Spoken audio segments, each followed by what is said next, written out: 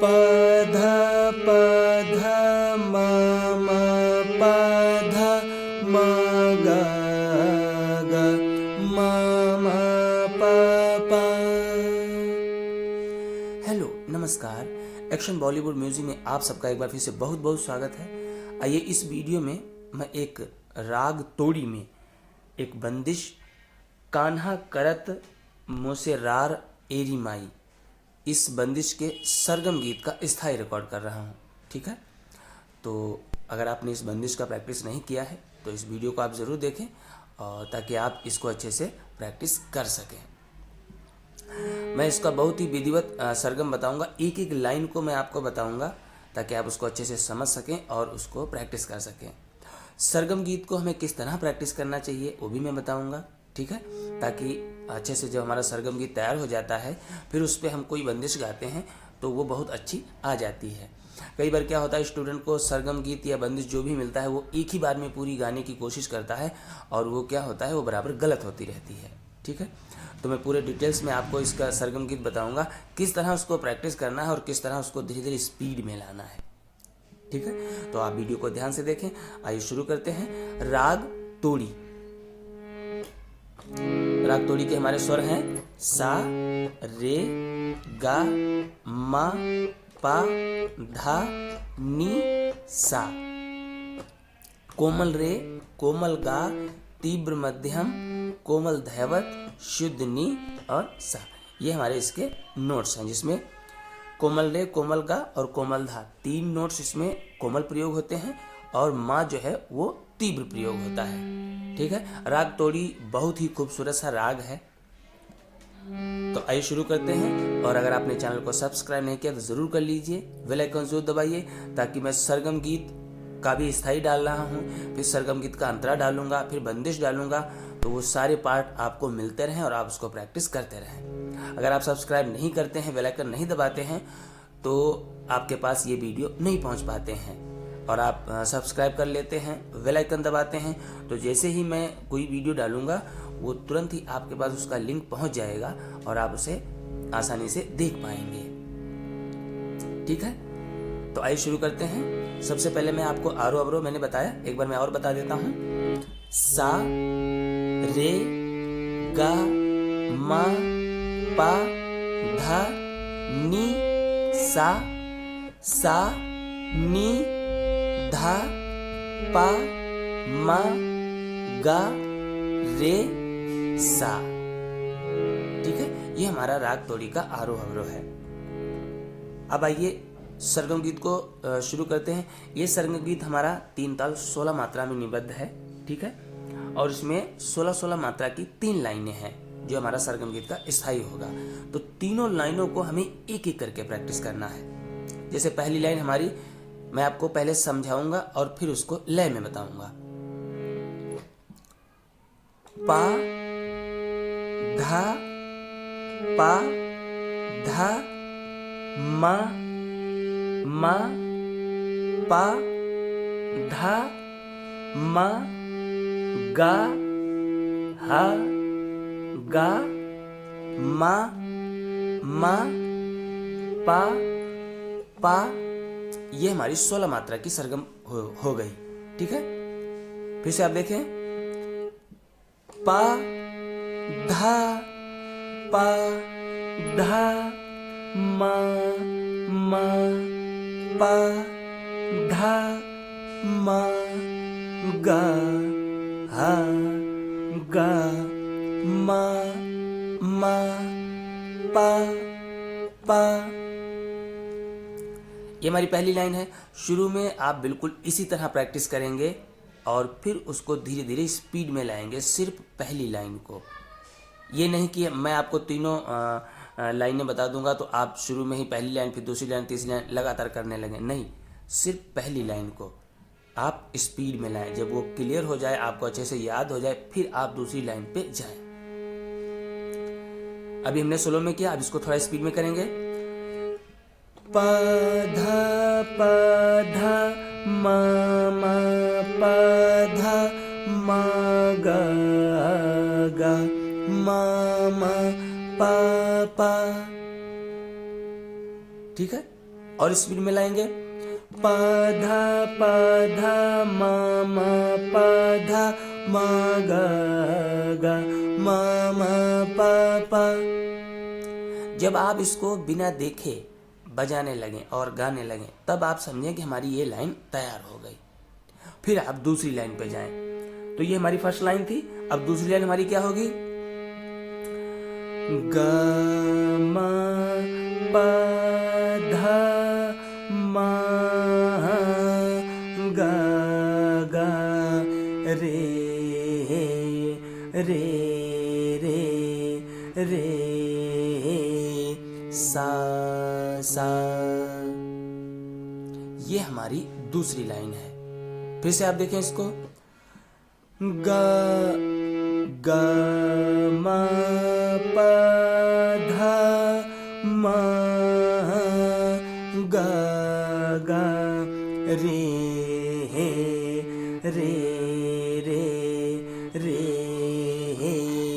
सा सा। ये भी हमारी 16 मात्रा की लाइन है। तो इसको भी जब आप शुरू में पहले सोलो में तैयार करेंगे फिर इसमें भी धीरे धीरे स्पीड बढ़ाएंगे। ग म प ध म ग ग रे रे रे रे सा सा। और जब ये भी लाइन खूब स्पीड में आ जाएगी तब हम तीसरी लाइन पे जाएंगे। अब हमारी 2 लाइन क्लियर हो गई, ठीक है, 16-16 मात्रा की। अब तीसरी लाइन हमारी क्या होगी? नी सा गा गा म म धा धा म धा नी धा सा नी धा पा। ये हमारी तीसरी लाइन है। और एक चीज, जब भी आप प्रैक्टिस करें तो आप बिल्कुल भी चिल्लाएंगे नहीं। हमारी स्वर पे आवाज़ अच्छे से मैच करनी चाहिए। बस चिल्ला के प्रैक्टिस नहीं किया जाता है, ठीक है। फिर से देखें। नी सा गा गा म म धा धा म धा नी धा सा नी धा पा। ये हमारी तीसरी लाइन है। और इसको भी आप पहले शुरू में स्लो में फिर स्पीड। नी सा गा गा म म धा धा म धा नी धा सा नी धा पा। इस तरह से जब आप तीनों लाइनों को अच्छे से एक एक करके तैयार कर लेंगे फिर आप उसको जोड़ेंगे। फिर आप तीनों लाइनों को एक साथ में प्रैक्टिस करेंगे। लेकिन सबसे पहले एक एक लाइन को मैंने बताया उसी प्रकार आपको उसको तैयार करना है। फिर बाद में एक एक लाइन को हम जोड़ देंगे तो तीनों लाइनें हमारी अच्छे से सरगम गीत की तैयार हो जाएंगी। और जब हमारा सरगम गीत अच्छे से तैयार हो जाता है फिर हम कोई बंदिश को उस पर गाते हैं तो वो कभी गलत नहीं होती। अब आइए मैं आपको तीनों लाइनों को बिल्कुल स्लो में कंटिन्यू गाकर बताता हूँ। प धा प धा म म प धा म ग ग म म प प ग म प धा म ग ग रे रे रे रे सा सा नी सा गा गा म म धा धा म धा नी धा सा नी धा पा। इस तरह से हमारी ये तीनों लाइनें कंटिन्यू फिर आएंगी। और फिर उनको हम जब तीनों लाइनों को पहले सोलो में कर लेंगे फिर उसमें तीनों लाइनों का हम स्पीड बढ़ाएंगे। प धा म म प धा म ग ग म म प प ग म प धा म ग ग रे रे सा सा नी सा गा गा मा मा धा धा मा धा नी धा सा नी धा पा। अब इस तरह से जब आपका पूरा सरगम गीत तैयार हो जाता है, फिर उसमें हम और भी कितना भी स्पीड बढ़ा सकते हैं। जब इस तरह से सरगम गीत आपको तैयार हो जाए, तब उसमें आप रिदम पे भी उसको गाएं। 3 ताल 16 मात्रा का रिदम लगाएं और उस पे इस सरगम गीत को गाएं। लेकिन शुरू में ताल के साथ बिल्कुल नहीं करेंगे जब तक हमें सरगम गीत अच्छे से याद नहीं हो जाता।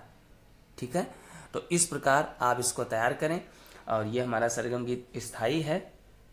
इस पे हमारी बंदिश आएगी कान्हा करत मोसे रार एरी माई। ठीक है, तो इस बंदिश को भी मैं आपको बताऊंगा, लेकिन सबसे पहले सरगम गीत का स्थायी तैयार करें। फिर मैं इसके बाद में आपको अंतरा बताऊंगा सरगम गीत का, उसको तैयार करें। और जब सरगम गीत का स्थायी अंतरा दोनों तैयार हो जाते हैं, फिर बंदिश का स्थायी अंतरा दोनों तैयार हो जाते हैं, तब हमारी एक बंदिश अच्छे से तैयार हो जाती है। अच्छा, दूसरी बात, राग की बंदिशों का प्रैक्टिस हमें क्यों करना चाहिए? कई बार ये भी क्वेश्चन आता है, किसी को सिखाओ तो वो बोलता है स्टूडेंट कि सर बंदिश को प्रैक्टिस करना क्या ज़रूरी होता है? हाँ, ये बात बिल्कुल सच है। बंदिश को प्रैक्टिस करना बहुत ज़रूरी होता है। बंदिश के प्रैक्टिस करने से हमें रिदम का नॉलेज होता है, कितने मात्रा में हमारी लाइन बंधी हुई है, और उस रिदम पे जब हम उसको गाते हैं तो हमें रिदम का सेंस आता है और हमें पता चलता है कि हमें किस लाइन को किस तरह गाना चाहिए।